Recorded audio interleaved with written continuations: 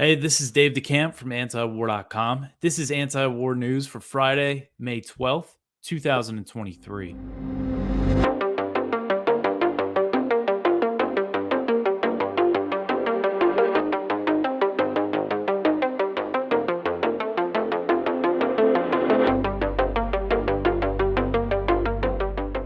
All right, the first story at the top of antiwar.com today. The UK confirms that they are sending long range missiles to Ukraine. So, British Defense Secretary Ben Wallace confirmed on Thursday that London is providing Ukraine with longer range missiles, marking another escalation of NATO support for Kiev. So the UK is sending Storm Shadow missiles, which are air launched and can be fired by Ukraine's Soviet fighter jets. According to CNN, the Storm Shadows that London is sending Kiev have a range of 250 kilometers or about 155 miles. I know the range can vary with these missiles, but that's what most reports said that the version that the UK is sending have that range. So Wallace said that the storm shadows are now going in or are in the country itself. So that signals that some have already been delivered. They're on their way. They're shipping them there already, is what he said. He did not specify how many of these missiles the UK is sending. He said, quote, the use of Storm Shadow will allow Ukraine to push back Russian forces based within Ukrainian sovereign territory, end quote. So the Kremlin called the news extremely negative and vowed to respond. Kremlin spokesman Dmitry Peskov said, quote, this will demand an adequate response from our military, which will naturally, from a military point of view, find corresponding solutions, end quote. If you remember, the British recently sent depleted uranium ammunition to Ukraine, and Putin responded to that by announcing that he's going to send nukes to Belarus. So that was a pretty big response to that. U.S. officials have welcomed the British move, but have said that it will not mean the U.S. is going to be providing Ukraine with the Army tactical missile systems, the ATACMS. Ukraine has been asking for those missiles for a while now. They have a range of up to 190 miles, and they can be fired by the HIMARS rocket systems. So when it comes to the range here, the current munitions that Ukraine has been using with the U.S. HIMARS artillery systems, they have a range of up to 50 miles. Although there have been reports of Kiev already using the ground-launched small diameter bombs, which have a range of up to 94 miles. The U.S. first pledged those for Ukraine in February, and it sounded like it was going to take a few months, maybe even a year, for those to be delivered. But then Russia said that Ukraine was already using them at the end of March. So it's not exactly clear if they have them or if they do have them. How if they only have a few, but it seems to be that they're still mainly using those 50-mile range missiles. So the provision of longer range weapons to Ukraine risks a major escalation as they can be used to target Russian territory. Ukrainian officials have insisted that they would not use them for attacks inside Russia, but leaked Pentagon documents have indicated that Zelensky would want to. There was a document about a conversation he had saying that he wasn't happy that they didn't have missiles that could hit Russian troops inside Russian territory. And when it comes to Crimea, Ukraine and its Western backers do not recognize Crimea as Russian territory, which means targeting that peninsula is not off limits with these weapons. And attacks on Crimea can be just as escalatory as even Secretary of State Antony Blinken has acknowledged that the peninsula is a red line for Vladimir Putin. So, again, just another big escalation here of something NATO, earlier said that they would not provide. All right, the next one here is Zelensky says that Ukraine needs more time before its counteroffensive. So Zelensky has said that the Ukrainian military needs more time before launching its long-awaited counteroffensive, warning that doing it too early would result in a lot of casualties. So Zelensky told the BBC, quote, we can advance with what we've got, and I think we can be successful, but we will lose a lot of people. I think that is unacceptable. We need to wait. We need a bit more time, end quote. Zelensky said Ukraine was still awaiting the delivery of some Western weapons. He said, quote, "They will reinforce our counteroffensive, and most importantly, they will protect our people. We are expecting armored vehicles. They arrive in batches," end quote. So Yevgeny Prigozhin, the head of the Wagner Group, the mercenary force, the Russian mercenary force, he accused Zelensky of lying, and he claimed that a Ukrainian counteroffensive was in full swing already. And according to RT, a Russian war correspondent also said that Ukraine's counteroffensive has begun, citing attacks near Bakhmut and operations elsewhere on the front. According to Southfront, which publishes these maps every day, Ukrainian forces did make some more gains around the outskirts of Bakhmut. So if you are watching the video here, you'll see this is the city of Bakhmut, the city center, and Ukraine made some gains in the southwest outskirts. And that could be from yesterday that I went over that Ukraine claimed gains in this area, and then other gains to the northwest of Bakhmut. At the same time, it says the Russian army and the Wagner forces are still, gaining some territory inside the city. It's a brutal fight. It seems like they're fighting block by block, so they're still moving, west there. But here we have the Ukrainians appear to be making some gains.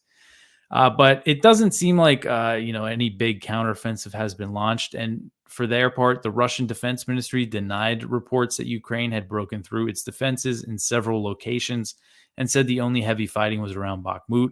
The Russian Defense Ministry said, quote, "Reports by certain Telegram channels of breaches of defenses in several places along the line of contact are not accurate," end quote. So leaked documents, just to go over, what I've covered quite a bit here is the fact that the U.S. and its allies don't seem to think Ukraine can really gain any significant territory in this counteroffensive. But for Blinken, that doesn't matter, as Blinken and his British counterpart, James Cleverly, they expressed on Tuesday that the Western powers would provide indefinite support regardless of the outcome. So, when it comes to the battlefield stuff, I mean, this stuff is moving pretty quickly. So who knows later, on Friday, the situation, it might be clear. Maybe Ukraine is launching some counteroffensive. But right now, it doesn't seem like they are. There's just more fighting around Bakhmut. All right. The next one here, U.S. accuses South Africa of arming Russia. The U.S. ambassador to South Africa has accused the nation of secretly supplying Russia with weapons, a claim that drew a rebuke from Pretoria. So this is American diplomacy for you. So the U.S. ambassador, Ruben Brigidi, he said that he knew that a Russian ship that docked in South Africa in December was loaded with weapons, but did not provide evidence for the claim. Apparently, if you remember back in December, a sanctioned Russian ship docked in South Africa, and of course the U.S. freaked out about that. So Brigidi said, quote, "We are confident that weapons were loaded onto that vessel, and I would bet my life on the accuracy of that assertion. The arming of Russia by South Africa is fundamentally unacceptable," end quote. So the accusation is sure to strain ties further with South Africa. The office of the president said that it was disappointing that he made this charge. A spokesman for the president said that the U.S. and South Africa had agreed to let an investigation into the Russian ship run its course, and that U.S. intelligence could provide what evidence it had. So basically what they're saying is that, we agreed on this investigation, and here you just have the U.S. ambassador coming out and making this accusation regardless of that. And, he didn't provide any evidence. He's just saying, I know, they're definitely arming them. And South Africa has been neutral in the conflict, and that really angers the U.S. If you're not on the side that they want you to be, then they're not happy with you. So there's kind of some tensions between the U.S. and South Africa over that. And South Africa also recently conducted joint military exercises with Russia and China. All right, the next article here. So this is interesting. So I'm sure everybody knows about this town hall that Trump did on CNN. This is from Kelly Vlahos over at Responsible Statecraft, and it's basically just about what he said about Ukraine, which was interesting. So this is from Kelly Vlahos. Former President Donald Trump, who was running to win his seat back from current President Joe Biden, told a friendly audience of Republican voters last night, this was written on Thursday, that Russian President Vladimir Putin made a tremendous mistake by invading Ukraine last year. When asked who he thought would win the current war, he told the interviewer, CNN anchor Caitlin Collins, quote, I want everybody to stop dying. They're dying, Russians and Ukrainians. I want them to stop dying. And I'll have that done in 24 hours, end quote. So it's interesting. And, who knows what he would actually do. When you talk about Trump and Ukraine, we always have to point out that he was the one that first signed off the shipment of the Javelin anti-tank missiles to Ukraine, crossing that line that Obama didn't want to cross. But anyway, it's just interesting. Kind of the point of the article is that, these polls are showing that a lot of Republican voters are not too keen to keep supporting this war. So that's, I'm sure Trump and his people know that. And it's also interesting, when we talk about RFK Jr., who's trying to primary Biden, I don't know enough about politics to know how serious of his chances are. And I know the DNC is trying to, kneecap his efforts anyway. But I think it's interesting that these two kind of candidates that are getting a lot of attention are both saying, that they're going to end U.S., involvement in this proxy war against Russia. So, it's all interesting to see. And I think, again, it shows with these polls, the one I went over yesterday, that Republicans don't have much confidence in Zelensky.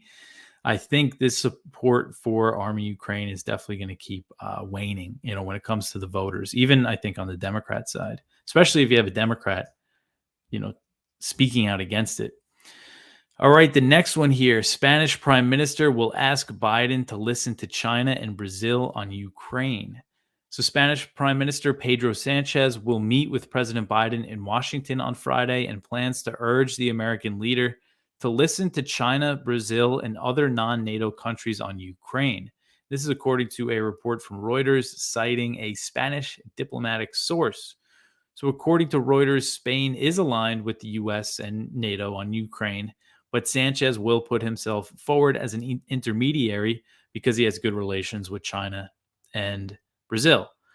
The source said that his message will be that the U.S. should put greater weight on the opinion of non-NATO nations who have been impacted by the war in Ukraine. Both China and Brazil have been calling for a ceasefire in Ukraine, while the U.S. has rejected the idea of a ceasefire.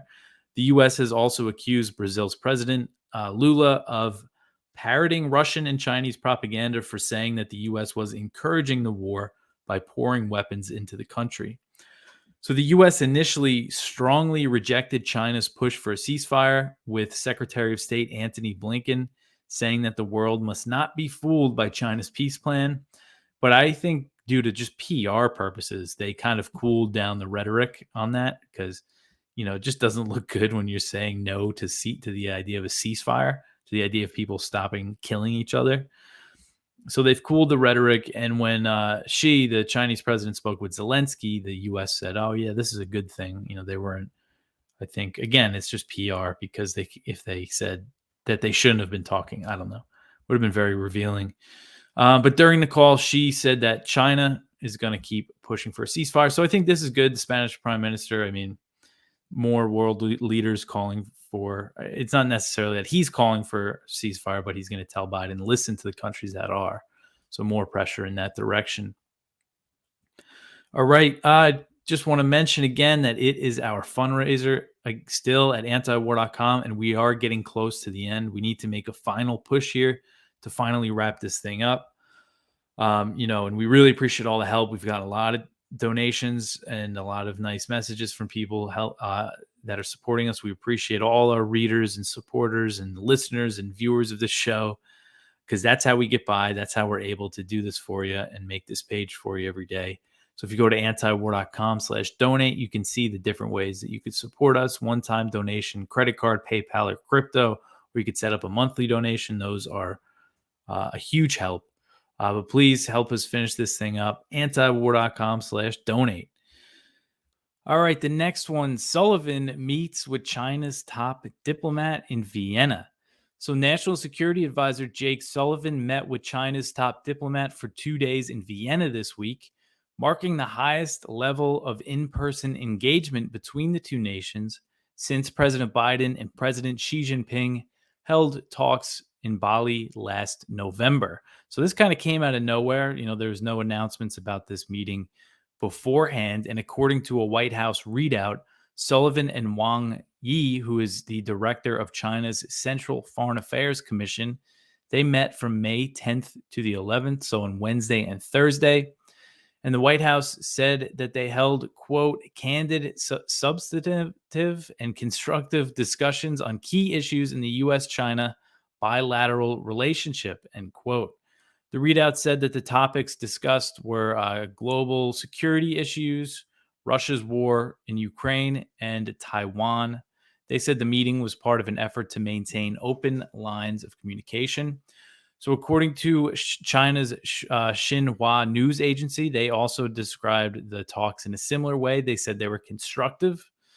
And they said that they discussed removing obstacles in U.S. China relations. Wang also expressed China's solemn position on the Taiwan question, which, of course, has been a major source of tensions as the U.S. has been increasing support for Taipei. According to both readouts, the two sides have agreed to maintain communication. The U.S. and China made a point to hold high-level talks after Biden and Xi met, again back in November in Bali, but that progress was reversed after Blinken canceled a planned trip to China over the Chinese balloon that wound up in U.S. airspace in February. Beijing effectively froze high-level talks with Washington after Blinken called off that visit, but it looks like they're back on. And the Sullivan-Wang meeting came after China's foreign minister, Qin Gang. He spoke with the U.S. ambassador to China on Monday, and he said, if you really want to talk, you have to respect our positions, including China's red line on Taiwan. So hopefully the U.S. is actually listening to that. It's always good to see talk happening. At least there is some effort, not to get tensions too high here. But I doubt the U.S. is really going to reverse its big plans that it has over there in the Asia Pacific. All right, the next one here, this is from Kyle Anzalone over at the Libertarian Institute. The Pentagon begins a process of building layered air defenses in Guam, and this is part of that military buildup, and they're really trying to build things up over on the U.S. territory of Guam. So a Defense Department official told Congress that the agency has started the paperwork for building a multi-layered air defense system in Guam. The Missile Defense Agency is requesting $1.5 billion to spend on building interceptors on the island next year. Missile Defense Agency Director Vice Admiral John Hill told a Senate panel Tuesday that at several sites, the Pentagon is conducting environmental impact studies. So it means that they got the ball rolling on this. And this is all part of this big plan. The Missile Defense Agency, they're planning to deploy Aegis SM-3, SM-4, and THAAD interceptors. So they're going to put quite a few systems here. And the Pentagon previously awarded Lockheed Martin with a $527 million contract to develop one of these systems for Guam. So this is where we are at with the Guam buildup. The next one here, Israel kills 30 Palestinians in Gaza as violence escalates. So this is the updated death toll. So far, the Israeli bombing campaign in Gaza has continued. Israel has killed 30 Palestinians and injured more than 90 others in air attacks on the Gaza Strip since Tuesday, the Palestinian Health Ministry has said. This article is from Al Jazeera. The victims include 6 children and 3 women, as well as the head of the Palestinian Islamic Jihad rocket force and his deputy. Palestinian factions in Gaza continue to fire rockets in retaliation from the besieged coastal enclave into Israel, killing 1 person on Thursday. So 1 person has been killed in Israel now. Amid mediation efforts by Egypt, neither side seemed ready to douse the worst flare-up since August, now in its 3rd day. Netanyahu basically said that they're going to keep it going. He said, quote, "We are at the height of a campaign, both offensive and defensive. Whoever comes to harm us, his blood is forfeit," end quote. And he did say explicitly that it's not over and it's going to continue. So unfortunately, it looks like this is just going to keep going. And Egypt said that it's trying to secure a truce, but so far its efforts have proved futile. So pretty brutal stuff. Um, all right. And the US, of course, is giving them, backing them as they usually do. You had the State Departments say that they support Israel's right to protect itself, even though protecting itself included killing at least 10 civilians in the initial round of airstrikes.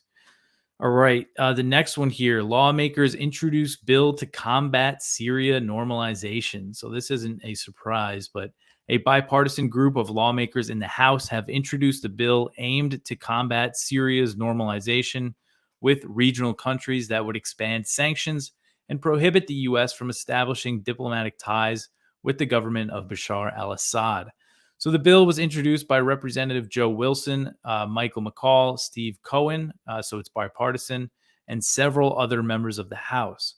The legislation comes as a response to Syria being readmitted into the Arab League, which has enraged U.S. officials who want to keep Syria isolated. McCall said in a statement, quote, "The United States must use all of our leverage to stop normalization with Assad. I am proud to join my colleagues in mandating further sanctions against any form of investment in territory under the control of the Assad regime, as we remain committed to ensuring the Syrian people receive justice," end quote.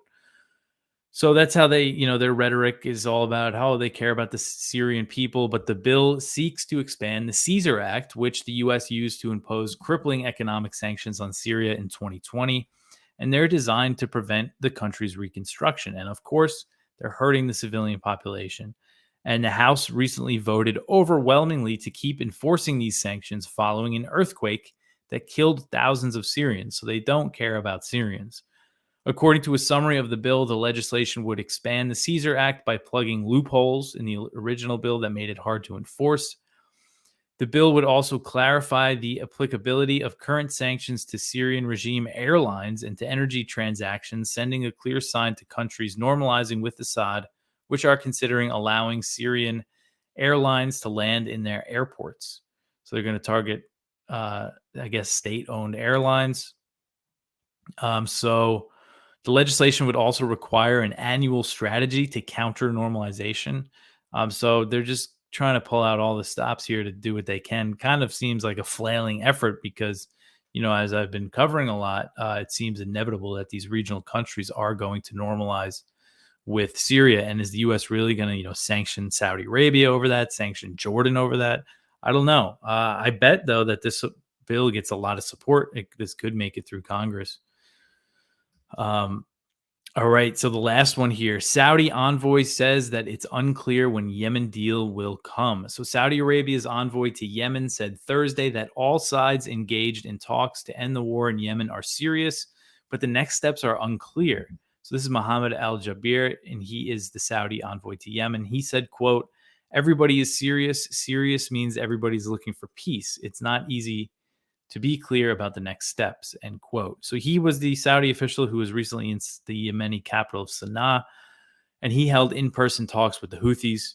And the negotiations were very significant, and it's good. It's both sides said good progress was made, but no deals were signed. And this Saudi official is trying to characterize the Saudi role as a mediator, downplaying the idea that they're a party to the conflict, which is just nonsense because the Saudis, led a coalition of Gulf countries in 2015 to intervene in the country. They bombed it into oblivion. They enforced a blockade on it. They are directly involved in this war. But what this official is trying to say is that, we need a deal between the Yemeni government, the exiled government, which is a presidential council now. So this presidential council formed last year, and that replaced Hadi, who was the president of Yemen when the Houthis took over, and he fled in 2015, so he hasn't been in the country since then. And now this presidential council is also in Saudi Arabia, but they have little power in Yemen, and they have another big problem is the fact that these southern separatists, it's this group known as the Southern Transition Council, they're calling to restore South Yemen, which South Yemen was a country. There was North and South Yemen until 1990, until it became one country to the borders that we know today.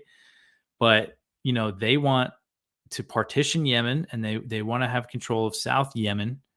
And then North Yemen, if you look at the map here, if you're watching the video, that what used to be the country of North Yemen is virtually completely controlled by the Houthis, except for some territories, I think outlying here. So, again, it's bad news for this presidential council. So the Houthis, I mean, if they really need a peace deal, there has to be a deal between the Saudis, of course, and the Houthis first. And then you also have this situation with the Southern Transition Council. So hopefully, these talks continue to progress and they come to some sort of agreement then, and so we don't have to worry about this war potentially flaring up again. All right, so that is it for the news. You could go check out our viewpoints. There's actually one from me. I wrote a opinion piece about a point that I'm always kind of making on this show. It's titled "To Avoid War with China Over Taiwan, the U.S. Needs to Back Down." So go check that out. I just kind of put together just my response to all these China hawks saying, we need to arm Taiwan to the teeth to avoid a war. We got one from William J. Astore, America's Mercenary Wars. One from Alexander Rubinstein over at the Gray Zone. American Ukrainian media asks who should be next after the car bombing of a Russian writer. One from Blaze Malley and Connor Eccles over at Responsible Statecraft. The reported Joint Chiefs pick is a boon for China hawks. So Mark Milley is on his way out, and his replacement, General C.Q. Brown, to be the chairman of the Joint Chiefs. He apparently is a big China guy. So China hawk. And that's kind of what this article is about. And the spotlight is from Matt Taibbi, the Censorship Industrial Complex, the top 50 organizations. It's this huge report from actually several journalists and researchers about all these organizations that censor things. I haven't read the whole thing yet. It's pretty huge, but go check that out. And that is everything for today. We have a lot about Shireen Abu Akleh, as Thursday marked the 1-year anniversary of her being gunned down and killed by Israeli forces in the West Bank. But that's everything, and that's it for me for the week. Please help us with our fundraiser, antiwar.com/donate, and you can share the show around on YouTube. Listen wherever you listen to podcasts, if that's how you do it. If you listen to the audio, leave a review. That always helps. But that's it for me. I'll be back after the weekend. Thanks for listening.